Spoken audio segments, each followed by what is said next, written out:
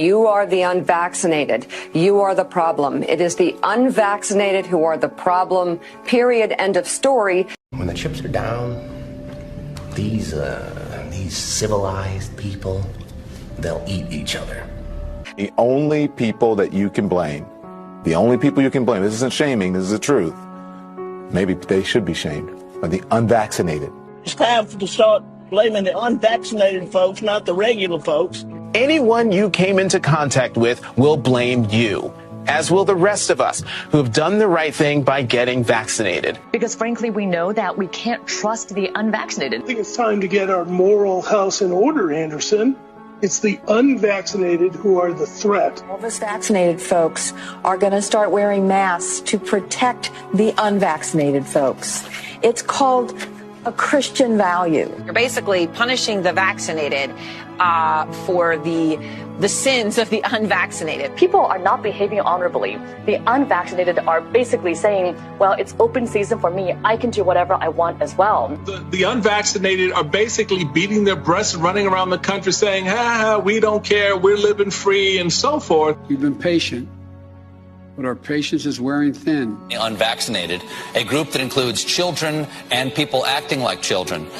And the rest of us are starting to get pissed off. The vaccinated feel the unvaccinated are making me upset or angry. This is not about freedom or personal choice. Well, my freedom is being kind of disturbed here. No. Screw your freedom. The other day, Howard Stern weighed in with a much different approach. Take a look. When are we going to stop putting up with the idiots in this country and just say, it's mandatory to get vaccinated? Their freedom. But you're treading on our freedom and you're making other people sick, and really you're killing other people. The anti-vaxxers, they seem to have a thing for death and home remedies. The anti-maskers turned anti-vaxxers are not just putting their own lives at risk.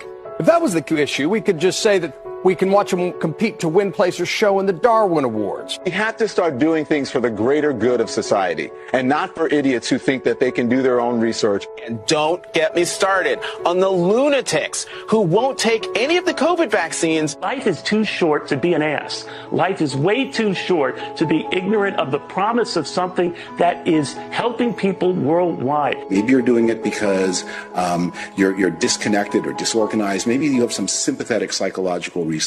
But maybe you're just being antisocial. Oh, you can't shame them. You can't call them stupid. You can't call them silly. Yes, they are. Those who are not vaccinated will end up paying the price. The unvaccinated should be taxed. They should pay more for health care. We need to start looking at the choice to remain unvaccinated the same as we look at driving while intoxicated. We're going to see, and I've said, almost two types of America. Dr. Fauci said that if hospitals get any more overcrowded, they're going to have to make some very tough choices about who gets an ICU bed. That choice doesn't seem so tough to me. Vaccinated person having a heart attack? Yes, come right on in. We'll take care of you. Unvaccinated guy who gobbled horse goo? Rest in peace, Wheezy. Pointing back to the unvaccinated who are really creating a problem in this country, every death that we are seeing from COVID could have been prevented. Literally, the only people dying are the unvaccinated. And for those of you spreading misinformation, shame